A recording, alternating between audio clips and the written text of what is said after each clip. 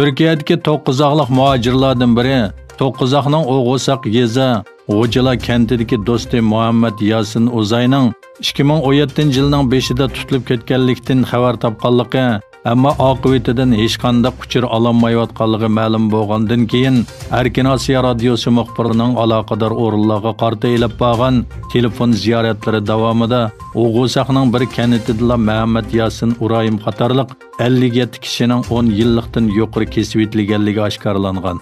Muhammad Yasin Urayim kun bo'yi etizeriq ishlar bilan mashg'ul bo'lsa-mu, qo'lim qo'shna va mahalliy ko'y bilan munosabatda ortiqcha gap so'z va talash-tortishlardan uzoq turishi qatorliq taraflar bilan mahalliy jamoatiga to'nilgan. Shunga 2017-yilning 5-ida Muhammad Yasin Urayim tarbiyalashga elib ketilganda, bu ahvol mahalliy jamoatiga tasodifiy va hayron qolarlik bir voqea bo'lib tuyulgan. Mahalliy boshlig'ining oshkorlashicha, Muhammad Yasin Urayim eng dastlabda Toqquzaq Opaldagi lagerga akitilgan. Uchirilish jarayonida vaziyatdan xabardor kishilardan biri Oğuzaqda hech qanday bir ishga aralashmagan ahvol ostidami sababsiz tutib ketilgan va kesib etilganlarning yolg'iz Muhammad Yasin Urayim emasligini, Oğuzaqning har bir kanitidan yuzlarcha kishining kesib etilganligi, yana yuzlarcha kishining tarbiyalash ekanligi ma'lum bo'lgan. Oshkorlanishicha, bu 57 kishi ichidagi Muhammad Yasin Urayim qo'l telefonida atalmish ziyonli uchur tarqatganligi uchun tutilgan. Kesib etilgan 57 kishi orasida ayollarmi bor bo'lib, ularmi faqat qo'l telefonida topshirib olgan yoki yo'llangan uchurlarda mas'ul ko'rilganligi uchun qamoq jazosiga hukm qilingan.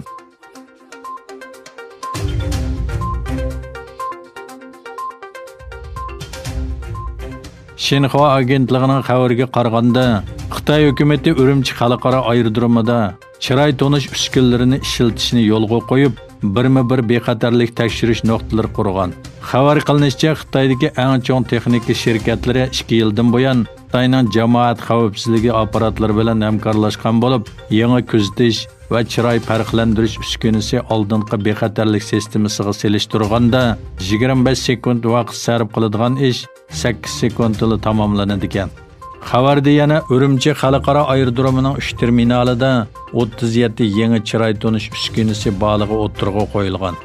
5-oyda Zimiston to'ri tarafidan e'lon qilingan bir xabarda Xitoyning yangi chiroy tonish uskunalarining kishilarning qayerdan kelganligi va nega borganligi, millat kelib chiqishi to'g'risidagi barliq uchurlarni nazorat qilishda favqulodda rol o'ynaydiganligi bayon qilingan.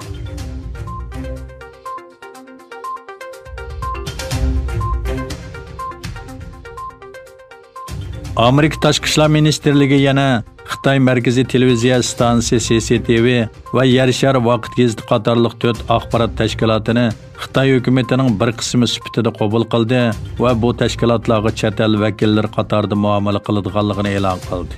Amerika Tashqi ishlar ministerligi chet el elchilari qonuniga asosan Markaziy televiziya stansiyasi, Xitoy xabarlar mulozimati, Xalq gazeti va Yershar vaqt gazetini chet el vakillari deb e'tirof qilishni hamda bu davlatdagi chet el diplomatik vakillariga qo'llanadigan shartlarni qo'llanishni qaror qildi. Ministerlikning bu qarorga munosabatlik bayonotida bu organlarning 18 fevraldagi chet el vakillari deb e'lon qilingan 5 Xitoy axborot organi bilan o'xshash iqtisodiy taftish qilinadiganligi bildirildi va bu 9 tashkilotning hammasi Xitoy hukumatining kontrolligida bo'lib, chet el vakillari qonunning doirasiga kiradi deyildi.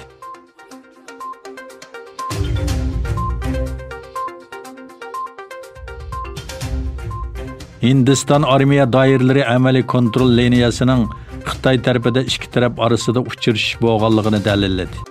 Buning bilan Xitoy Hindiston orasidagi talash-tortishlar rayondagi masalani hal qilish va jiddiylikni pasaytirish uchun 6-iyun elib berilgan uchrashishdan keyingi ikkinchi qatamliq yig'in ekanligi bildirildi. Bu ikki taraf armiya doiralarining 15-iyundagi 20 nafar Hindiston askarlarining o'limiga sabab bo'lgan to'qinishdan buyongi tunji yig'ini hisoblanadi. Shuning bilan birga Hindiston taratqullari Galvan jilg'isida yuz bergan bu to'qinishda Xitoy tarafdan bir harbiy amaldorning o'lganligini ilgari surdi. Yana bir tarafdan Hindiston chegara liniyasidagi favqulodda sharoit sababidan askarlarning qurol ilib yurishiga yo'l qo'ydi. 1993 yili Hindiston bilan Xitoy o'rtasida imzolangan kelishimiga asosan chegara chorlash atrofidagi askarlarning qurol elib yurmasligi qaror qilingan. Xitoy Tashqi ishlar ministrligining bayonotchisi Zhao Lijian mundaq dedi. Hindiston bilan Xitoy rayonidagi vaziyatni harbiy va diplomatik yo'llar bilan hal qilish uchun aloqalashyotir.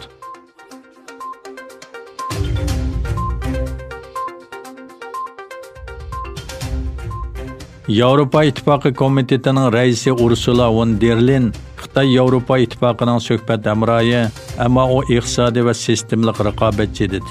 Von der Leyen va Yevropa İttifaqı kengashining raisi Charles Michel Sin yig'ini orqali o'tkazilgan Yevropa Xitoy boshliqlar yig'inining oxirida muxbirlarni kutib olish yig'ini o'tkazdi.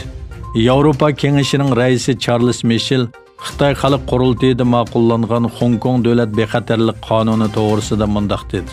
Xitoy Hong Kong xalqi va xalqaro jamiyatga bergan va'dasini amalga oshirishi kerak. Von der Leyen Xitoy bilan bo'lgan munosabatning oson emasligini ta'kidlab mundaq dedi.